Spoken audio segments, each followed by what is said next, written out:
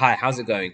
In this tutorial, we're going to learn about how programs can make decisions, and we're going to code some programs that use if and else statements. The first thing we need to learn about is comparison operators. So comparison operators compare two values, and they tell us whether the expression evaluates to true or false. So let's look at some examples. So here we have equals, not equal, greater than, less than, greater than or equal to, less than or equal to. So let's have a look at some examples. I'm going to create some variables which will store some values. So I'm going to create a equal 5. Let's say b is 10, c is 15, d is 20. Okay, so we have 4 variables and they hold different values. Let's look at the first comparison operator equal to. So I'm going to compare a and b using this comparison operator, and I'm going to use double equal sign to represent equal to. So is a equal to b? So is 5 equal to 10? No, it's not. So therefore we get false as our output. But if I create another variable called e and I set it equal to 5, so now e stores the value 5. Is a the same as e? Well, yes, it is. So 5 is equal to 5, so we get true as our output. The next comparison operator is not equal to. So let's compare b and c this time. So 10 and 15. So is b not equal to c? So is 10 not equal to 15? Yep, it is not equal to 15. So we get true as our output. But if I compare a and e, so is 5 not equal to 5? So we get false as our output. So the next comparison operator is greater than. So let's have a look at comparing c and d. So we're going to compare variables c and d, which is 15 and 20. So we're going to print the result of c greater than d. So is c 15 greater than d 20? No, it's not. So we should get false as our output. Okay, and let's look at the less than operator. So let's just keep these. So we're still going to compare c and d, but we're just going to see if c is less than d. So is c less than d? So is 15 less than 20? Yes, it is. And we get true as our output. And greater than or equal to and less than or equal to are really similar, but they just test if they're equal to as well. Next, we need to look at logical operators, so and or. So let's get rid of these variables. Actually, let's just get rid of this code here. And so the and operator will only evaluate to true if all of the values we're comparing, all of the expressions we're comparing, evaluates to true. So let's look at an example. So we're going to print. So let's compare a and b. So we're going to say a is less than b and c is less than d. So what we're doing here is we're comparing a and b, and we're saying is a less than b? So is 5 less than 10? Yep, it is. And is c less than d? So is 15 less than 20? Yes, it is. So what we notice is both of these expressions evaluate to true, and therefore because and only evaluates to true if all of the expressions evaluate to true, this will return true. Okay, and next we need to look at the logical operator or. So or is different from and because or will only evaluate to true if one or more of the expressions evaluate to true. So let's look at another example. So let's look at comparing c and d. So is c less than d or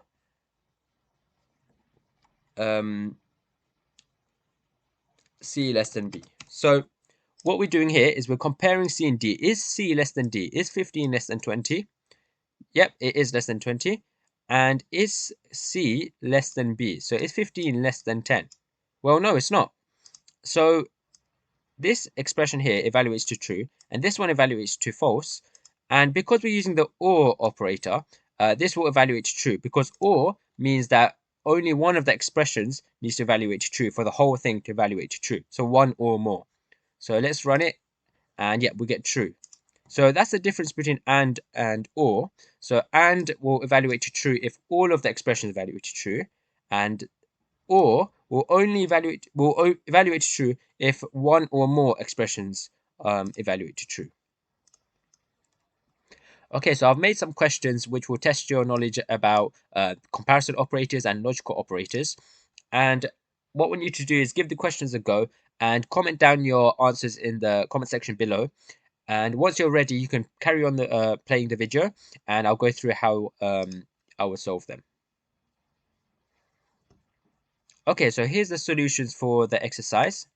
So you should have got true, true, false, false, true, false, true, true.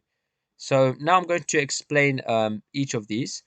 So let's have a look at the first expression. So we're comparing a and x, and we're seeing if a is equal to x. So is a, okay, what does a actually hold? So a is y subtract z. So y is 32, z is 27. So 32 minus 27, that's 5. So is a, so is 5 equal to x? Is 5 equal to 5?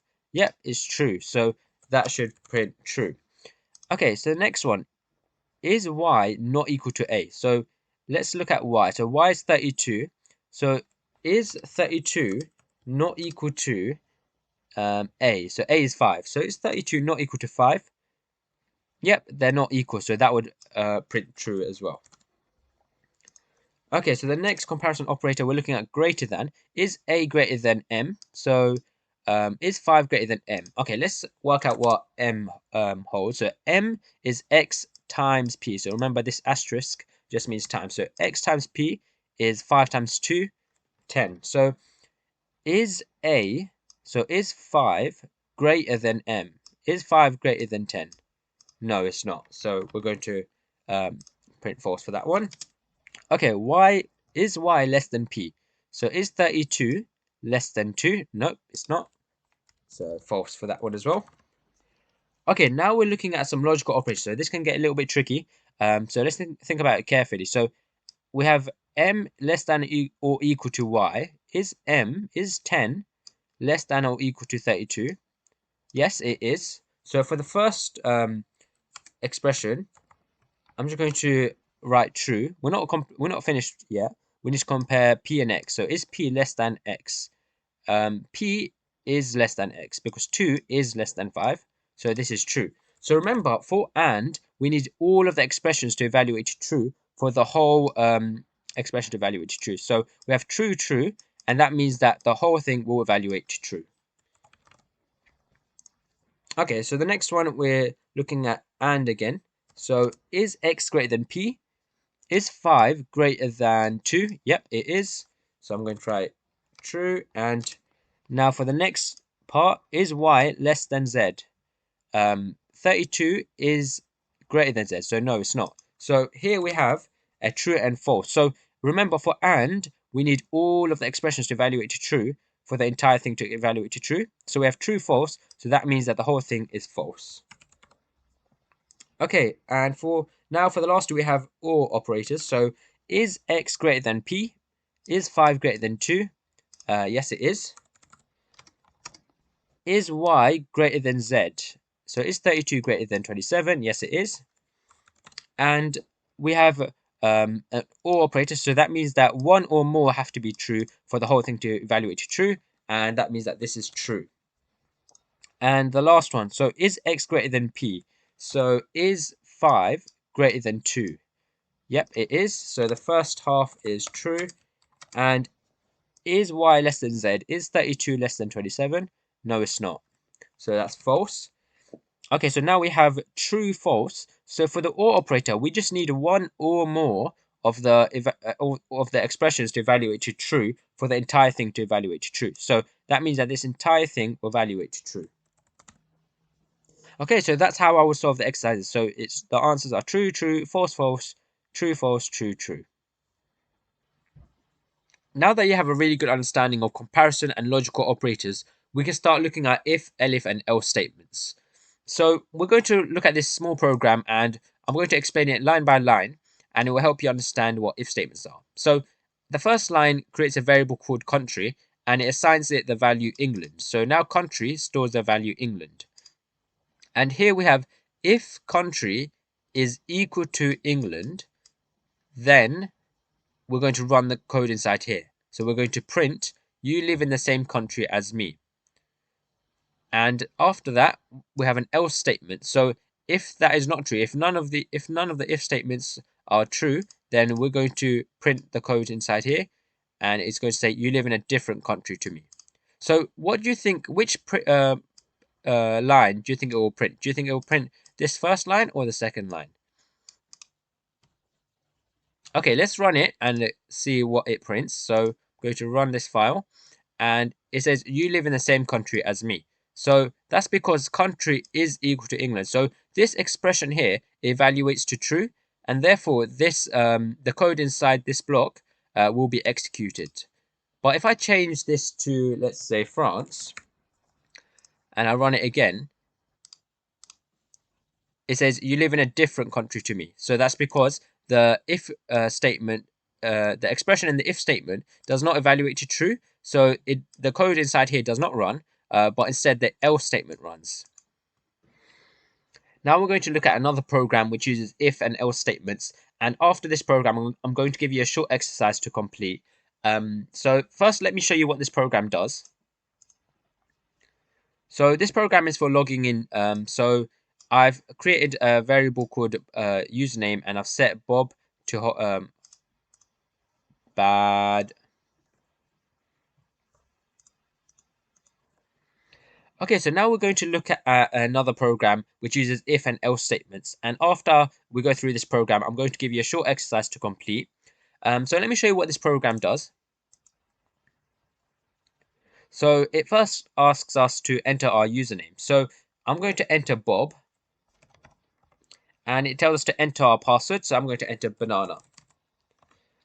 And it says successfully logged in because I put the correct details. But if I put the wrong details, let's run it again and see what happens. So I'm going to put Bob, but I'm going to put the wrong password this time. So I'm just going to enter some incorrect details, and it says incorrect details, try again. So that's essentially what this program does. So let me explain what this program does line by line. So first we create a variable called username, and we store Bob inside it, and we also create another variable called password, and we store banana. And then we ask the user to enter their username and password, and we store these inside these variables. Okay, so now we get to the if statement. So the if statement compares the username input, so what the name the user has inputted, with the actual username, so with Bob. So it compares these two values, and then it also compares the password that the user input with the password that we have set up here. So if these are both true, because this is an AND operator, so the only way we're going to evaluate this is true is if both of these conditions are satisfied. So if they're both true, so after that, if they're both true, we print successfully logged in. And if that if statement is not true, then we will run the code inside the else statement, which will print incorrect details, try again. Now I'm going to introduce Elif statements. So I'm going to add some code into this program. And first, let's just run the program and see what it does differently this time. So it asks us for our username. I'm going to enter Bob, and I'll enter the password banana. So as you can see, that works, successfully logged in. And if I enter some incorrect details, so let's say I just enter the wrong password and wrong username, then it says incorrect details. Okay, so what is actually different is if I get one of them correct, so if I get the username correct but the password wrong, so the username is correct but the password is wrong, it just tells me incorrect password, try again. So the program knows that the username was correct but the password was wrong. And let me try getting the password wrong this time. So I'm going to sorry, let me try getting the username wrong this time. So I'll get the password correct. So the password is banana. And it tells me that that is not a correct username. So the username was wrong, but the password was correct. So we have just modified the program. And let me explain what an Elif statement is. So Elif statements will only run if the previous conditions evaluated to false. So this first condition checked if the details were correct. So if they weren't correct, then this Elif statement would be checked. So this Elif statement will check if the username is equal to the what the user has entered, and it also compares the password that the user entered with the password we've set up here, banana.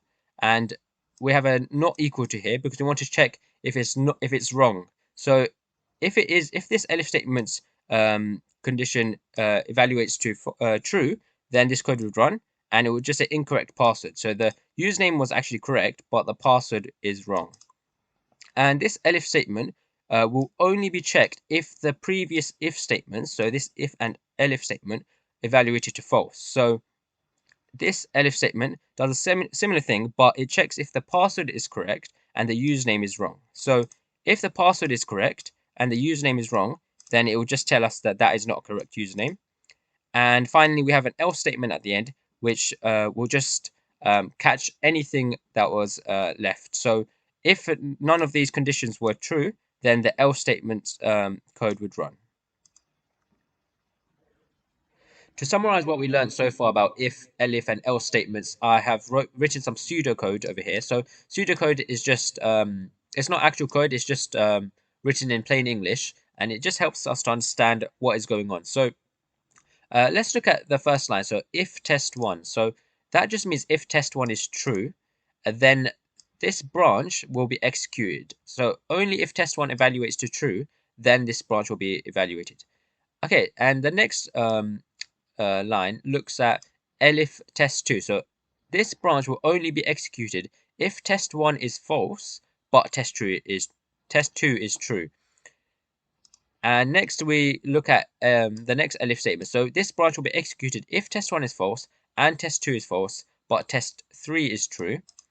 And finally, we have an else statement, which will only run, this branch will only be executed if all of the tests are false. So if all of these are false, then this else statement's code would run. Okay, now it's time for you to code your own program, which uses if, elif, and else statements.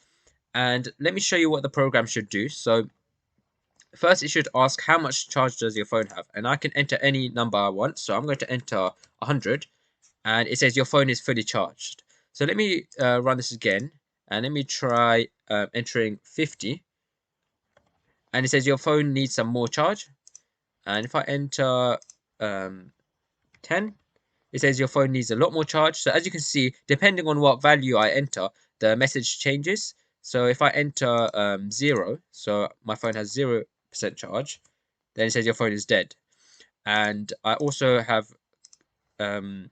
it so that if I enter, for example, 100 or 3121, it says please enter a value between 0 and 100, because obviously you can't have 3121% charge. So that's what the program does. So have a go at coding this using if, elif, and else statements. And once you're ready to see the solution, then feel free to carry on playing the video, and I'll show you how I would code it. Okay, so here's my solution of how I would code this program. And just note that your solution might look different, and there's lots of different ways to code it. And obviously your messages can be different. It doesn't really matter. But the most important thing is that you're using if and elif statements and else statements. So let me explain it line by line. So the first thing that we do is we create a variable called charge, and we ask the user how much charge does your phone have.